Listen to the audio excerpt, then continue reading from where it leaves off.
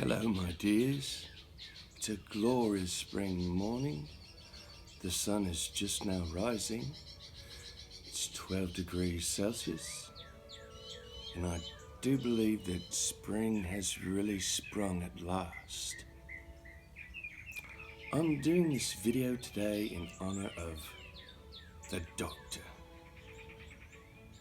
Doctor Who, you ask? No, not Doctor Who. I'm referring to the young, dashingly handsome, debonair Dr. Mills of Redcoat's return fame, but due to the actions of a wretched troll, he's recently had to change his channel name. He is now Redcoat's Renaissance. Same great bloke, same great content, just a slightly different name. But a good one, Lester. I love it. This video is to sort of pay homage to Redcoat's return. First, a little bit of housekeeping. We're listening to Mozart's Clarinet Concerto in A Major performed by the Iceland Symphony. Wonderful performance. I'm drinking black coffee in an Eric Weaver cup. Thank you, Eric. Lovely. And I'm having toast with some homemade strawberry fig preserves. My wife and mother-in-law make these. We have a neighbor who has a fig tree. And in the fall, she'll give us a call on the telephone and say, "The figs are ripe, why don't you send the children down?" And we do. They look like a family of rabid gorillas plucking those figs from that tree. Then they make this glorious strawberry fig preserves. And I have just the perfect utensil to spread this confectionery. Oh, look at that.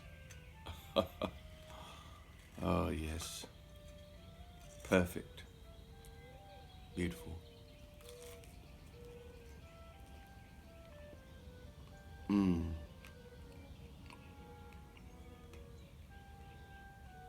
Delicious.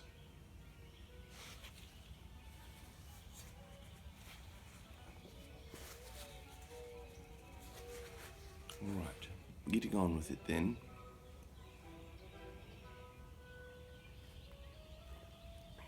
Let me set this over here.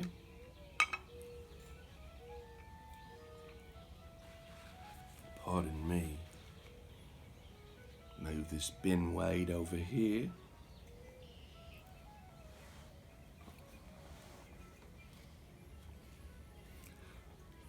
I've brought out a few things to pay tribute to Redcoat's return. Everyone knows Lester's favorite shape is the Prince, and his favorite bowl finish is the Sunblast. So I've brought out this Phil Rivara Prince. You'll notice the Sunblast finish. Lovely, lovely, brilliant hammered brass band accent on the shank. We have such brilliant artisans in the community. And it rests in one of these. This has suddenly become a collector's item. Thank you, Lester. I shall cherish this, old mate. And also, everyone knows how much Lester holds near and dear to his heart the character of James Bond. This is an St. Dupont, a gift to me from Dale Piper. Sir John, thank you. I shall cherish this forever. And I have a selection of Larry Blackett pewter tampers. Amazing work, amazing, simply beautiful. The one I've chosen to showcase today is this one. I simply cannot think of Redcoats without thinking of George Washington. And this one is called Washington's Flintlock. Amazing detail. Larry Blackett. What really solidified me wanting to show you this is a little clip from a movie.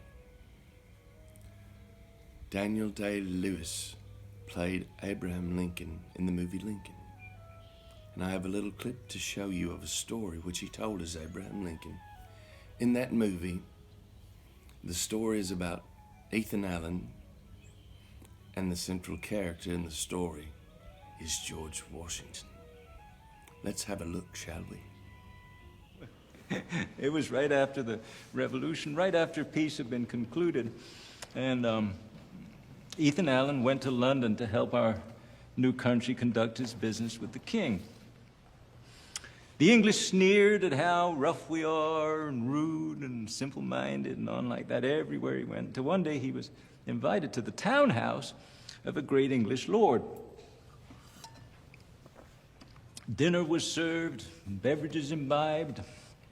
Time passed, as happens, and Mr. Allen found he needed the privy. He was grateful to be directed thence. Relieved, you might say. Now, Mr. Allen discovered on entering the water closet that the only decoration therein was a portrait of George Washington. Ethan Allen done what he came to do and returned to the drawing room. His host and the others were disappointed when he didn't mention Washington's portrait, and finally his lordship couldn't resist and asked Mr. Allen had he noticed it, the picture of Washington. He had.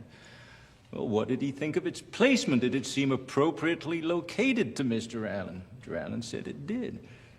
His host was astounded. Appropriate? George Washington's likeness in a water closet? Yes, said Mr. Allen, where it'll do good service. The whole world knows nothing to make an Englishman shit quicker than the sight of George Washington. I love that story. Sorry, Lester. I simply couldn't resist that.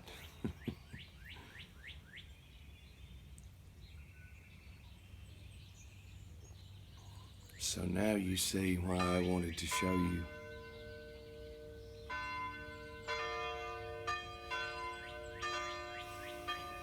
Well,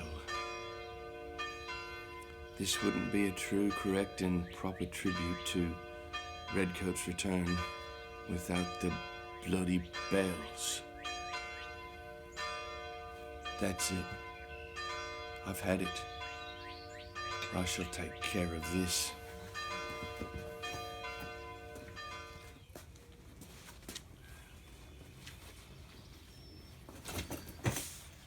Bloody mess.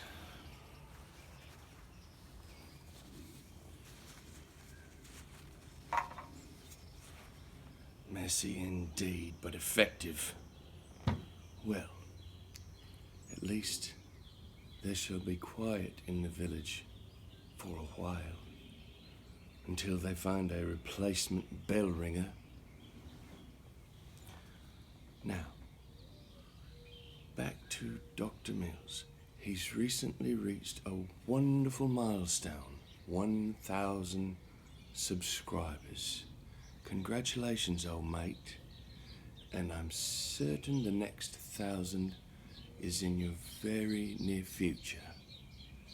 You've asked us to describe our favorite celebrity pipe smoker. For me, this was easy. As a young lad growing up in Arkansas, I was a huge fan of Western movies. and particularly John Wayne and Clint Eastwood. The spaghetti westerns were some of my favorites. When I saw the movie For a Few Dollars More, and Lee Van Cleef played the character of Colonel Douglas Mortimer,